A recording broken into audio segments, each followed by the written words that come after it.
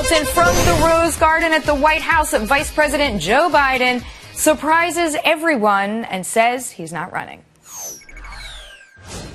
As my family and I have worked through the grieving process, I've said all along what I've said time and again to others, that it may very well be that that process, by the time we get through it, closes the window on mounting a realistic campaign for president, that it might close.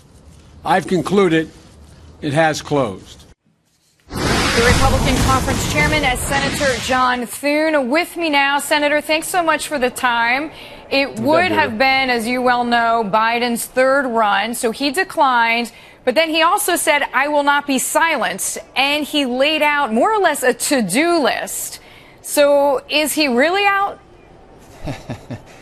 I think he is. And I think, as he correctly pointed out, the window is starting to close. And I respect his decision. I think, Deirdre, that it doesn't really change the contours of the race on the Democratic side. I think it was Hillary's to lose. I think it's still Hillary's to lose.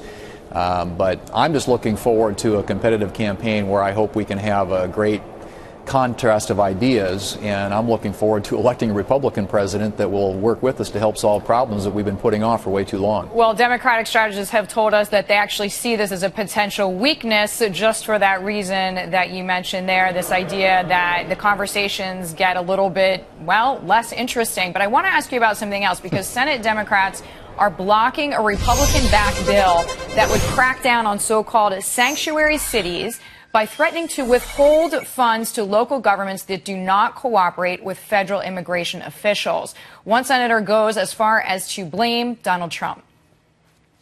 The Republican leading in the polls actually launched his presidential candidacy by attacking immigrants, saying, and I quote, "They're bringing drugs, they're bringing crime, they're rapists. Please, please spare me." That anti-immigrant rhetoric has made its way to the Senate floor courtesy of Donald Trump and some Republicans eager to capitalize on this rhetoric for their own political gain. So, Senator, what is the next best step? I mean, the U.S. Senate is going to take up some of Donald Trump's policies? No, that's not it at all, Deirdre.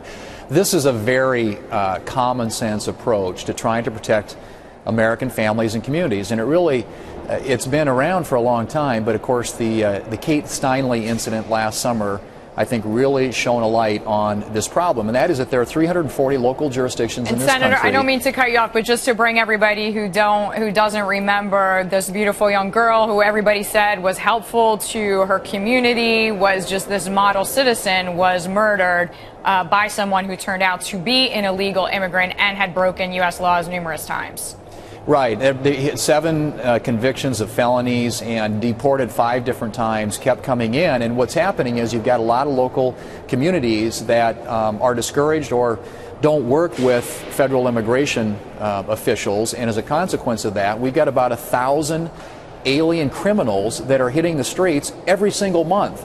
And so Kate Steinle is not an isolated incident. There are examples of this that are happening all the time, and it's making our streets less safe, more dangerous for families in this country. It has nothing to do with Donald Trump. It has everything to do with sound policy that protects people in this country from people who have committed crimes and are in the country illegally.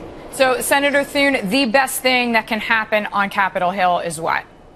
Well, the best thing that can happen is we persuade a few Democrats that this is really something they ought to be for, and I hope the American people will make that abundantly clear to them. We failed on a procedural vote yesterday. I think we had 2 Democrats who voted with us. We need about 6 in order to get the requisite number of votes to even get on the bill. I mean, this was a motion to proceed to the bill. We didn't even get on it. We didn't have a vote on the policy itself. This was simply an opportunity for us to actually debate it, and they blocked that procedurally. And so this is just politics of obstruction on the part of the Democrats in the Senate, and they need to come to their senses and realize that they need to work with us on something that really is a common sense policy. And so I hope that the American people will engage in the debate and make that very clear to Democrats in the Senate. Senator Thune, we wanted to hear your voice on the subject. Thank you so much for the time.